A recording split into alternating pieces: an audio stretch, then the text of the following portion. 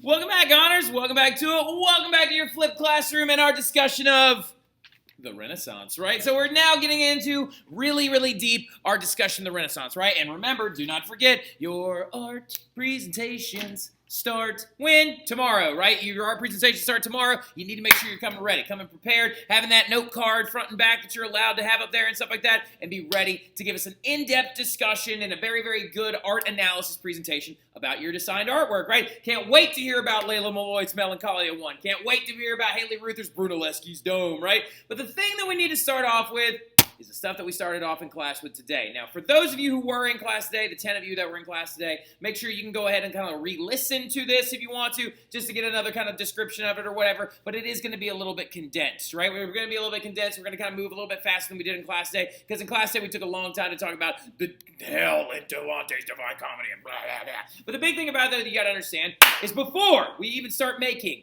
new buildings, right, with Brunelleschi's Dome, before we start making new artworks at the Sistine Chapel ceiling, before we start making new sculptures like the Pieta and the David, we actually started the Renaissance off with writings, right? The writings of early philosophers and scholars from the Renaissance period are going to begin to be that first humanistic art form that kind of gets the Renaissance kickstarted, right? So ironically enough, yes, the Renaissance is best known for its visual arts, right? It's arts that came around that demonstrated massive growth in humanist thought in the visual arts, right? Paintings and frescoes and buildings and sculptures are going to come back.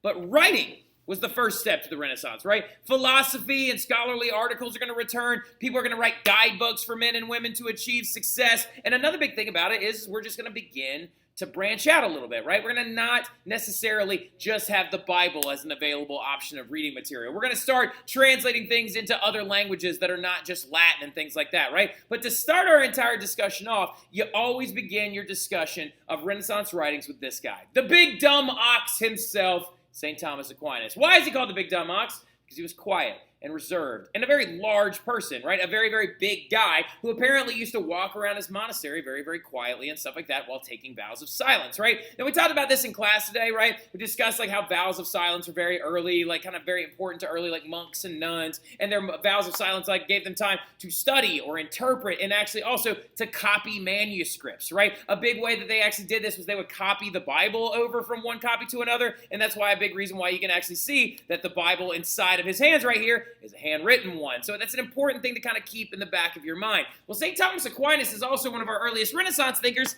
even though he was alive before the plague, right? He was alive over 100 years before the plague, alive around 1225 in the late Middle Ages when he's going to start doing a lot of his work. And he was a saint and he was a monk, as you can tell, with that really weird haircut and also his garb, okay? He worked inside of several different churches and things like that, became a monk, dedicated his life to God and to different studies, but he really became a Renaissance example when he started rebirthing and translating the works of Aristotle, right? And he began to use Aristotelian logic to try and analyze Christianity with the evidence and the ideas that Aristotle put out there, right? One of his best-known arguments is a questionnaire and a book where he wrote an essay where he said, "Is the soul corporeal?" Right? That's why in this painting, there is a very large emblem right here that may represent his sacred heart or soul, right? The big thing that he wrote was he tried to use Aristotle's logic to try and understand if the soul exists. Well, not if the soul exists. The soul does exist, according to St. Thomas Aquinas. Where it exists is important. Is it here in this earthly realm, like this football is here? Or is it someplace else? And he uses this idea to deduce where he believes that the soul actually resided. Now, the thing about it, though, is what is he doing right here? He's translating the work of an ancient Greek philosopher. He's analyzing an old idea using Aristotle's logic and creating new ones with it, right? So what is he doing? He is being a humanist, right? And he is actually known as the saint, the patron saint of scholasticism, right? He is going to be the guy that creates and starts this trend of translating old philosophers and old Roman and Greek philosophers, right? And he becomes this guy that we literally now say a prayer to before our exams start, right? St. Thomas Aquinas. Exactly, right? So the thing about it, though, getting in general, right? So we also got to talk about Dante, right? So we talked about this a lot today in class. Dante is a lot like Prince. Exactly, as in the sense that he is so special that he only has one name, right? Well, now, in real life, he did have two names. His last name was actually Aglieri, spelled Aglieri. Aglieri was his last name. But Dante is such a big deal in the progression of the Renaissance that a lot of people just call him Dante. He did his early work in the 1300s and stuff like that. He also was alive before and after the plague and stuff like that. And the thing you need to know about him more than anything else is that he is an epic poet, right? He is an epic poet. Dante comes along and he begins the Renaissance idea of the reinvigoration of literature, right? He brings back the concept of epic literature, right, by the end of the Middle Ages. And he begins to create fiction, again, for the very first time in hundreds and hundreds of years. Because for so long, fiction disappeared, right? We went Epic of Gilgamesh, and then like Egyptian mythology, and Greek mythology, and Roman mythology, and then and then literally the Middle Ages hits, and we don't really look at fiction like that anymore. There was folklore and folk tales, and there was fiction out there, but it wasn't produced on this scale like Dante's works were, right? And the biggest one that he's most famous for making, the epic poet that he's most famous for making, or poem that he's most famous for making, is this work known as the Divine Comedy, which is going to be intrinsically very, very different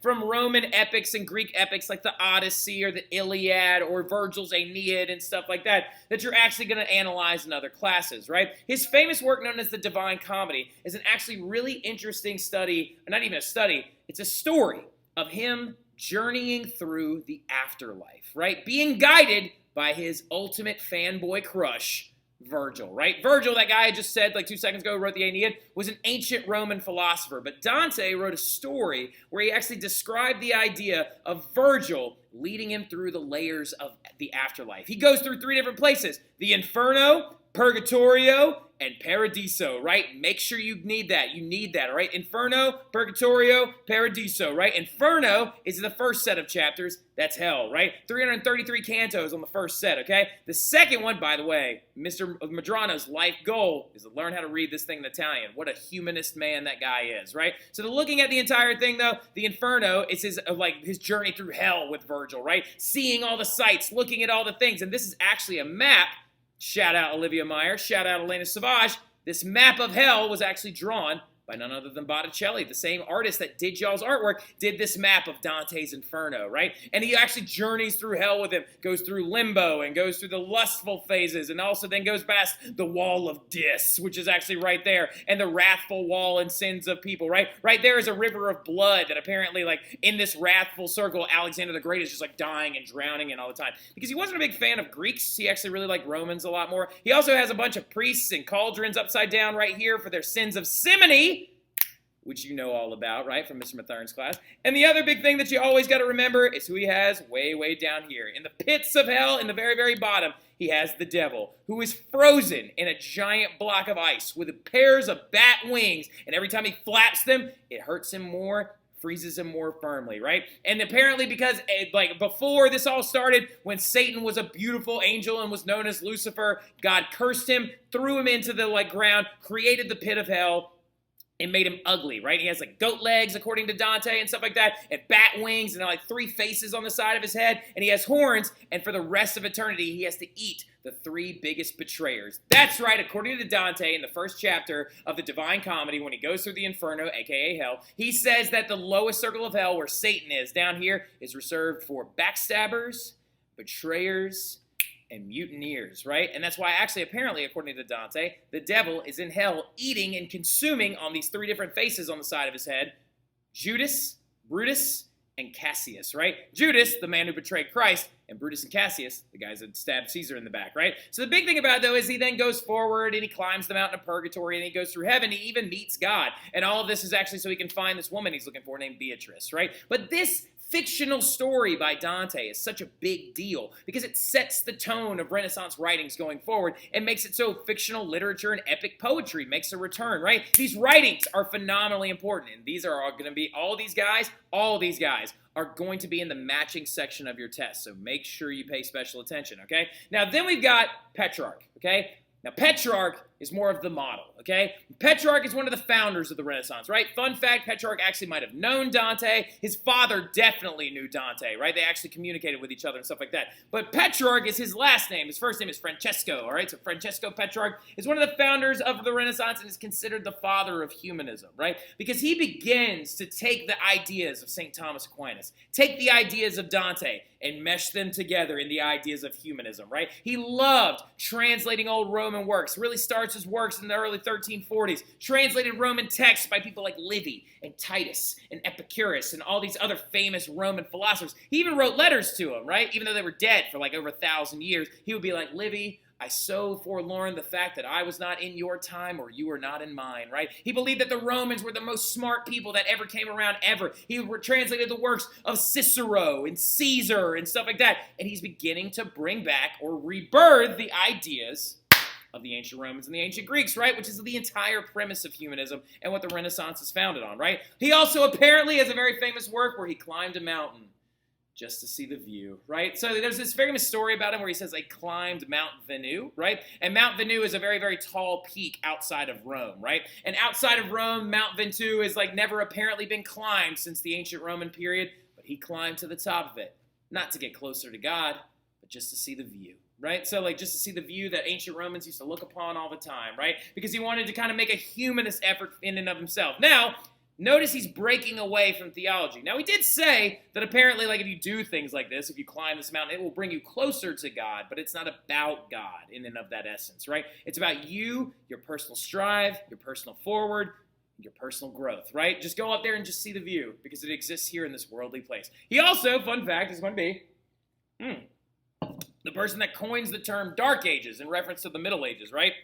He's the one that referred to the Middle Ages as the Dark Ages because they had plummeted down and all of the Roman goods and things were gone, right? And he also created the study of this concept of the liberal arts, right? He believed that education should be much more well-rounded, right? That people should not only learn the Bible, but they should also learn Roman texts, learn translations, learn how to translate, learn to read Latin, learn rhetoric, which was a big thing, how to write, how to argue effectively, how to use grammar more properly, right? And so that's why we call him the father of humanism, right? Now, the next thing you need to understand before we go any further is how fast are these writings spreading around, right? St. Thomas Aquinas, Dante, Petrarch, all those guys had to write all of their books by hand, right? And if copies were ever done of them, they also had to be written by hand. Like, for example, we got a couple pictures right here. This is one of the earliest copies of the Divine Comedy. It's from circa 1390, right? Probably about like 20 to 30 years after Dante had already died. And this is a very famous scene right here that we talked about today in class. Remember, girls that were in class today?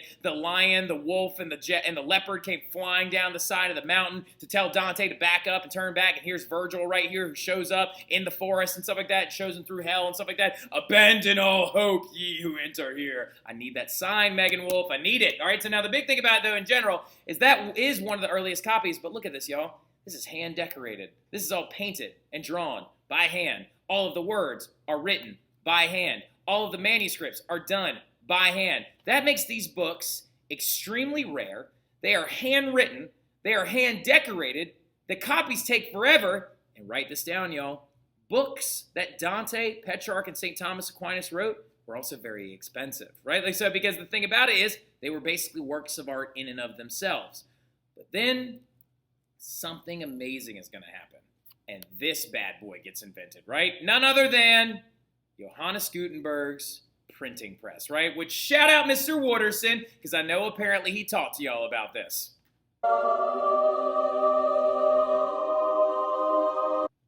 That guy just sent from heaven, right? So the big thing about it, though, in general, all right, is Johannes Gutenberg is going to create the printing press, right? And he prints the Bible first, go figure. But the thing about it that you need to understand is that Johannes Gutenberg created the very first, put this word in here somewhere, movable type printing press, right? Now, how did this device work? What would you do with it? How did you actually make something printed? How did you print anything at all in this printing press? Well, the way you did it was you would have these little things called types, right? And these little things called types look kind of like Scrabble tiles, right? They were little Scrabble tiles that were raised up, and it would be like an A, a B, a C, a D, but you could kind of pick them up independently, right? And if I wanted to make a piece of paper that said, Mr. Watterson is my hero, is the title of this like book that I'm going to do, I'm going to take an M, a capital M, an uppercase M, because because he kept all the capital letters on the upper cases above your head because he didn't use them as often. That's why they called them uppercase letters and lowercase letters, because the lower ones were there for easy reaching, right? Like, so now the big thing about it though in general is I'll take an M and then a little R and then a period and then a big W from the uppercase and then an O and then an O and then a D and then an E, then an R, then an S, then an N,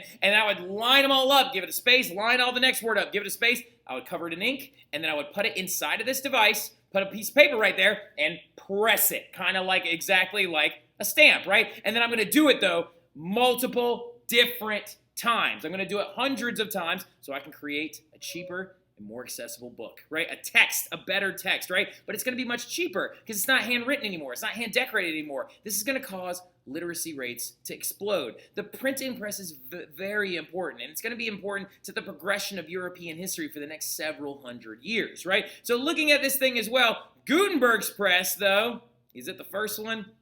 No. It's important to actually discuss that really quickly, right? They're Asian kingdoms, and they're in the Manchu marketplace period, actually created printing presses over 100 years before Gutenberg ever created his. The only major difference between them was the fact that Gutenberg's was made out of metal, right? And the Asiatic ones were made out of wood. The types for the wooden ones would actually degrade a little bit faster. They soak ink up a lot and stuff like that, whereas Gutenberg's printing press was made out of metal and was a little bit more sturdy and stuff like that, right? So what you're going to understand, though, is not only is Gutenberg's press going to be very important, but now print shops are going to be able to show up all over northern Italy, up in the Holy Roman Empire, and in these centers of like economic activity. And, big thing as well, jot this down, print shops eventually become centers of propaganda, right? Which is a big thing as well when we get into the Reformation, okay? Now, the thing about it, though, that we also need to understand is now we're going to see a series of books come out that are going to be printed, okay? And they're going to be cheaper, and they're going to spread very, very quickly, right? Like, for example, Baldassare Castiglione's book, okay? Baldassare Castiglione wrote a very famous book known as the Courtier, right? So like now, well, really quickly, what is a courtier? Before we go any further, to understand Baldassare Castiglione's work, who is painted right here, Raphael Urbino, the same guy who painted the School of Athens, painted this picture of him, which is actually very, very cool. Very famous figure during this time period, and writing the book called The Courtier really put him on the map, right? Well, the Courtier defines a person. It explains a person, right? And what a courtier is they are an advisor to a king, right? They are somebody who is so smart, so well-read, so talented, so athletic, so genius, that a king will listen to the advice that they give them, right? But really quickly, the book is all about how to be like that courtier, right? How to be like a Renaissance man, right? How to be multi-talented, multifaceted, and how to exist in the court of a king, right? Now, it's called a courtier because you are existing in the king's word right here that's very important, the king's court, right? Like, so what a court is it's basically the people that the king keeps around him all the time, the people he parties with all the time. When you walked into the court of a king, there would be music playing, dancing going on, food everywhere, things like that. And the king would be seated up on his throne or moving through the crowd. And a courtier is the person that was so genius that he would listen to all of his ideas, right? And you don't need to write all this down, okay? Just understand this or screenshot it if you want to, or write it if you feel so feel so inclined. Like I guarantee you right now, Haley Ruther right now is just writing away and not even thinking twice about it, right? But according to Castiglione, he said the ideal man who could one day become a courtier should be more Renaissance-like, less Middle Ages-like, right? You should be athletic, but not overactive, right? Good at games, but don't gamble, okay? Because as you can see, he's saying be good at something, but don't let it fight against you, right? Play a musical instrument. No history. No literature. Oh my God. Wait, I'm athletic, but not overactive. I'm good at games and I don't gamble. I can play a mean recorder. I know history very well, and I'm really good at literature. I'm a Renaissance man. Oh, wait, but it says you can't be arrogant. All right, so I guess I'm done. Now, the big thing about it, though, in general, also, he believes that the ideal woman is very important as well. The Castiglione believes that you should be graceful, kind, lively, but reserved, beautiful, and offer balance to a man, which these last couple down here are sexist. Now, the big thing about it, though, that we do need to understand, though, is that these guys, they're not going to be the most forward-thinking for women's rights. And it makes them kind of garbage. Like, Castiglione, do better, right? Do better, man. How about an ideal woman can do all these things as well, right? So now, look, the big thing about it, though, going forward as well, is we got one more.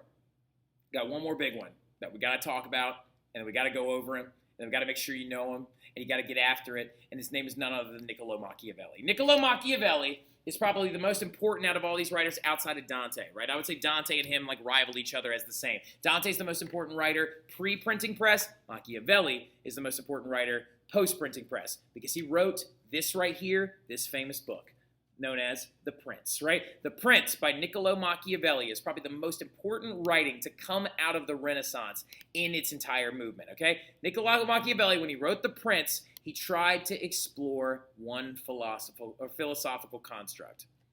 What is the best style of government, and how should a ruler rule over his people, right? And so the thing about it is he was inspired by this, okay? So just to give you some background on Niccolo Machiavelli. Niccolo Machiavelli is from Florence, right? He's from Florence, Italy. And so what other family is also from Florence, Italy? Oh, nothing other than the Medici, right? And apparently after the wake of this crazy monk named Girolamo Savonarola took over, and he kind of like had everybody in Florence like burn a bunch of stuff. Oh, fun fact, Elena Savage, your Birth of Venus was almost burned when this crazy monk took over Florence. Well, when this crazy monk took over Florence, he ran the Medici family out, and they were in exile for quite some time. Well, after that crazy monk ends up getting killed by the church and the Pope has him burned at the stake and stuff like that at the Bonfire of the Vanities, or after the Bonfire of the Vanities, this guy named Piero Soderini comes in and takes over in the wake of the absence of the Medici family. And Machiavelli is his assistant, right? And then here come the Medici back. They raised an army. They retake over Florence. Machiavelli ends up getting tortured by the Medici family, gets arrested, gets beaten, and then gets exiled out of Florence, right? And while he was exiled outside of Florence, he began to ask himself, after all that political turmoil, after a crazy monk shows up and burns everything, and then after this other guy shows up, and then after the Medici raise an army back and come back in, he wanted to ask himself, if a monarch is in charge and if rulers are in charge, is it better for that ruler to be feared or loved? What is better here? What is the better cocktail of all this stuff, right? Is it better for that ruler to be feared or loved, okay? Because he said, in the long run, let's go ahead and answer his question. What do you guys think? What do you think he said? I see a lot of nods. I see a lot of heads moving and stuff like that. Some of y'all might say loved because maybe you'll be less likely to act out against him if you love them. But some people say feared because you say you wouldn't want to be taken advantage of, right?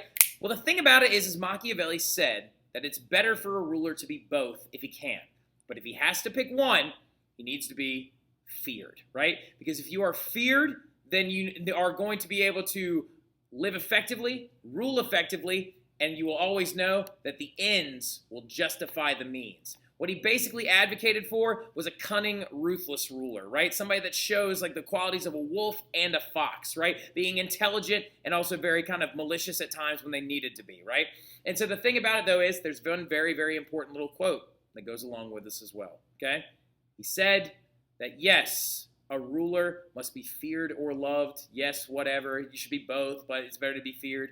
But he also said you shouldn't be hated, because if you are hated, the people will simply rise up against you and overthrow your government, right? And that little book became one of the most important tomes of political development going forward for the next several hundred years. But that right there is it. That's the Renaissance writers we needed to talk about. I'll see y'all soon. Y'all have a good one.